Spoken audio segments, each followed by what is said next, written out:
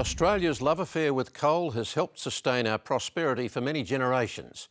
It's the source of most of our power and tens of billions of export dollars every year.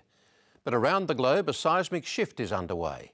7 of the world's most powerful nations last week pledged to decarbonise the globe by the end of the century, effectively phasing out fossil fuels, and to reduce global carbon emissions by up to 70% within the next 35 years.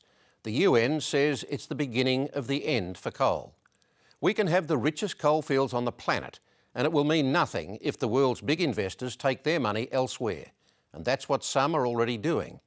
All this begs the question, is Australia digging itself into a hole with its continuing attachment to this unfashionably dirty fossil fuel? Jeff Thompson reports on the harsh realities for the future of coal.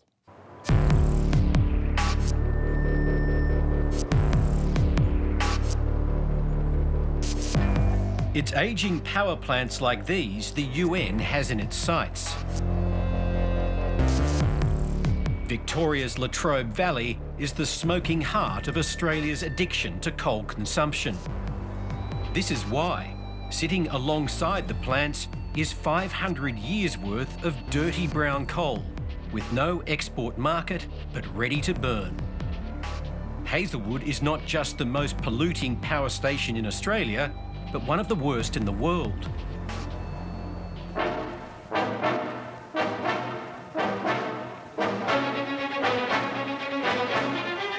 Fast conveyor belts carry a river of brown coal to the State Electricity Commission's power station at Hazelwood in Victoria.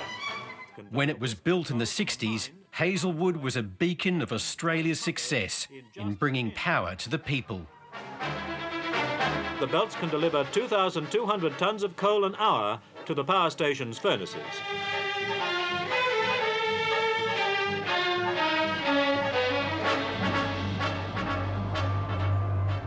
"50 years later, plants like Hazelwood have survived the challenges of the carbon tax and an attempt to shut them down. Because their dirty power remains cheap to produce, their emissions are increasing again.